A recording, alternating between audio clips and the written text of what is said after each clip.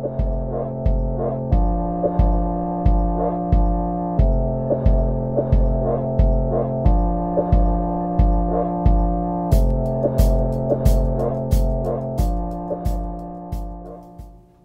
up, everybody had their own jobs and whatever to do.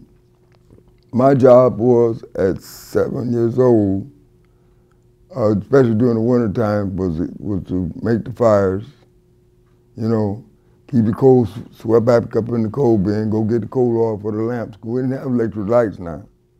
You could go and sleep in the park at that time. You could sleep overnight in the park.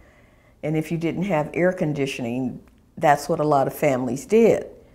Your mother and father would make a basket, and you'd go sleep in the park overnight, and you'd eat, and you'd commune with other families. And of course, there were always large families then, so there were a lot of us, and there were lots of us, because there were 11 kids in my family household at one time. So we going to Kansas City, but at the last minute, well, let's go to Chicago. So we jump up and go to Chicago, come to Chicago. We get to Chicago. My brother, we stay with my aunt over on Francisco. And we ain't got enough. When we get here, we got about $11. It's 4 of us. We got $11 between all 4 of us. So now we ain't got no way to get back home.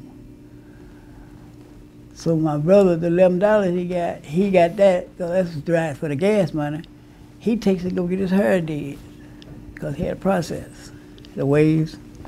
He go get his hair did. So now we ain't got no money. So a couple of days later, we stay with my aunt, and the other boys, they staying here in Chicago. They got people here. But about a week later, my brother get a job. We still here. And once he get a job, we kind of laid off of him, and within 2 weeks I had a job, so that was 2 of us working. And that's how I got here. And the next thing you know, I had a job out on North Avenue as a busboy. And I learned the city like that.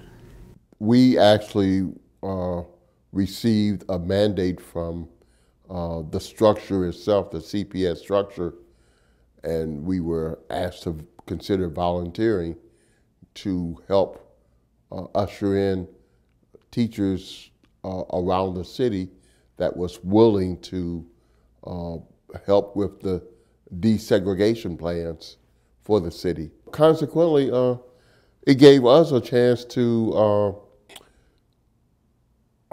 explore the possibilities of being able to teach in communities and in areas of the city that we had never really planned to teach in. So if I could have done my part, you know, to embrace what Dr. King often referred to as the beloved community, then I thought that would be one of the ways that such a community could originate. I remember the first time I ever saw him in person. He came to Chicago, and he had concerns about fair housing, and that was on 16th Street on the west side. And I did have an opportunity to glance and see him speak in that wonderful auditory voice he has or had, and how it also impacted me, that I picked up the torch and I started getting involved in marches and sit-ins and traveling. Then I moved in the project. I stayed a couple of years in there until I stayed from 66 to 68. And that's when they had the Chicago riot. And whoa, my daughter was 2 years old. I was babysitting. I was working at a steel foundry, and I would working swing shift. My wife was working at a bindery. She was working during the day. I would call myself babysitting that day because I was going in at 12 that night. And my daughter, I was supposed to be babysitting, though.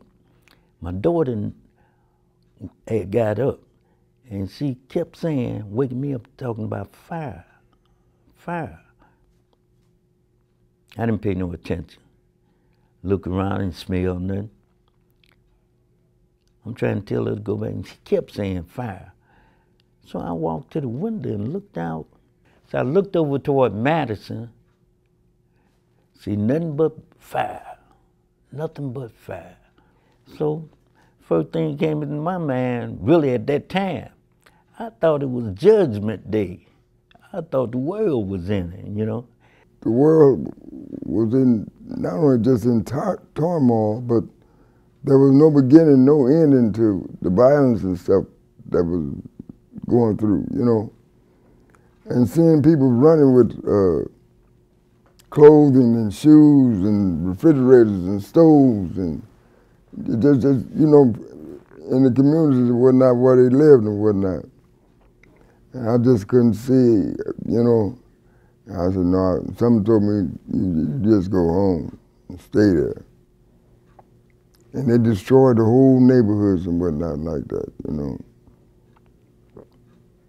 And I couldn't see why they would, you know, why they were doing that.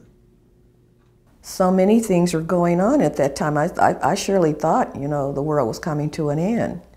You know, when the Kennedy brothers were assassinated, Malcolm X, Medgar Evers, and then Dr. King, it just crushed my heart and a lot of people's hope, you know, because these were like our gladiators, you know, our modern day gladiators. These are people to come and make a major change in the world.